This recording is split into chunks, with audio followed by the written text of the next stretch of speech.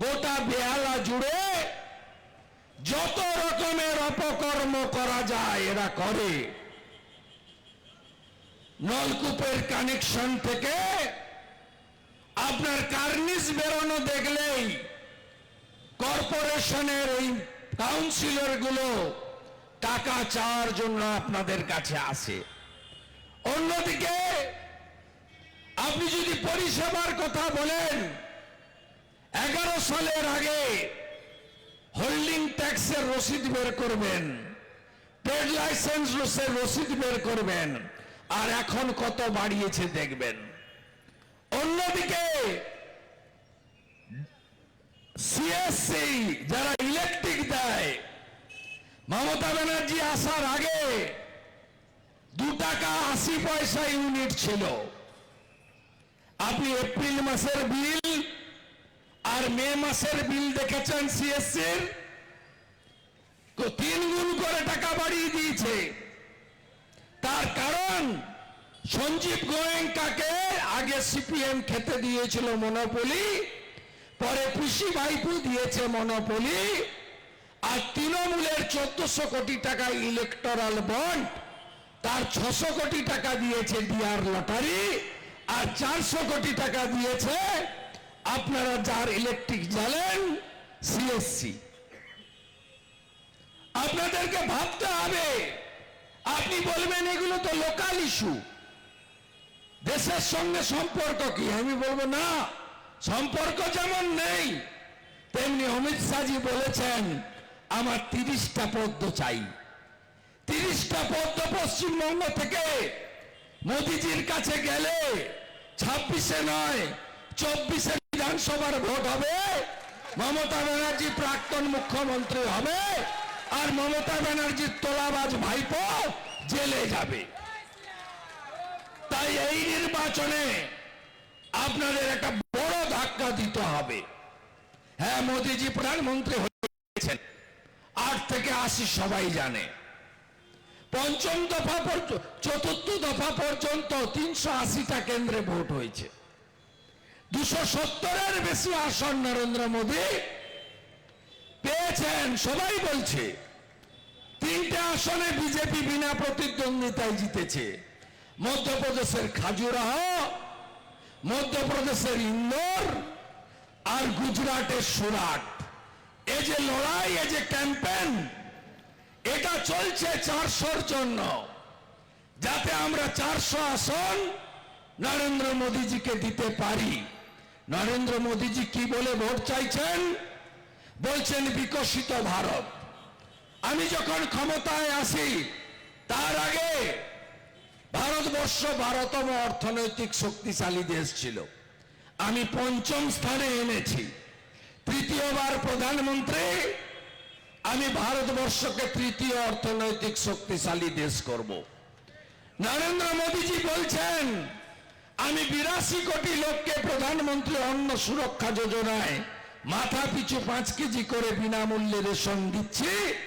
আমি 3য়বার ক্ষমতায় এলে আরো 5 বছর এই গরিব কল্যাণে এই কর্মসূচি চালাবো। নরেন্দ্র মোদীজি বলছেন আমি 4 কোটি পাকা বাড়ি বানিয়েছি, আগামী 3rd টার্মে আরো 3 কোটি পাকা বাড়ি বানাতে চাই। নরেন্দ্র মোদীজি বলছেন আমি নলবাহিত জল দিয়েছি, আমি নলবাহিত রান্নার গ্যাস মা দিদি বোনেদের রান্নাঘরে পৌঁছে দিতে চাই।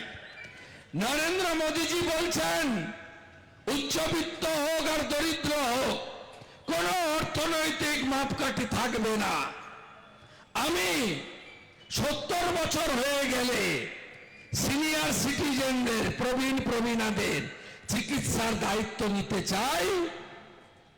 তাদেরকে পুত্র বৌমার কাছে হাত পাততে হবে না, সমস্ত সিনিয়র সিটিজেনের চিকিৎসার দায়িত্ব আমি নিতে চাই।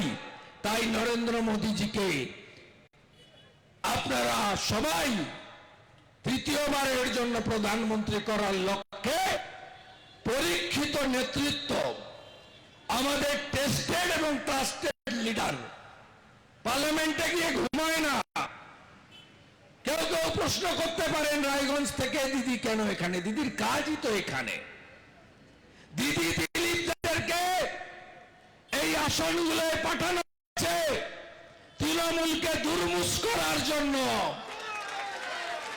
এই লড়াকু নেত্রী, ফায়ার ব্র্যান্ড লিডার নেত্রী, তিনি এসেছেন মমতা ব্যানার্জি আর তার ভাইপোর দক্ষিণ কলকাতাতে পদ্ম ফোটানোর জন্য। আপনি ভাবছেন কিভাবে হবে?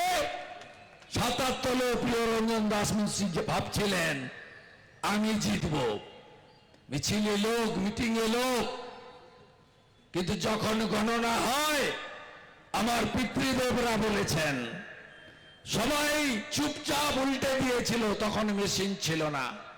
জনতা পার্টির দিলীপ চক্রবর্তী 1 লক্ষ ভোটে এই কেন্দ্রে জিতেছিলেন, প্রিয়দাকে হারতে হয়েছিল।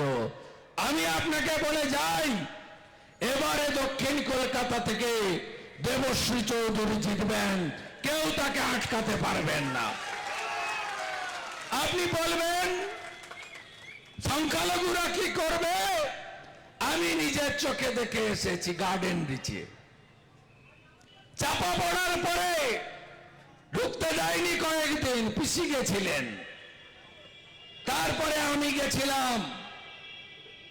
আপনারা যারা আমার সঙ্গে গেছিলেন বা ফেসবুকে বা টিভিতে দেখেছেন, সমস্ত সংখ্যালঘু সংখ্যাগুরু সবাই বেরিয়ে এসে বলেছে আমরা পরিত্রাণ চাই, আমরা এই তোলাবাজ, সিন্ডিকেট, কাটমানি, পুলিশি রাজের হাত থেকে আমরা বাঁচতে চাই।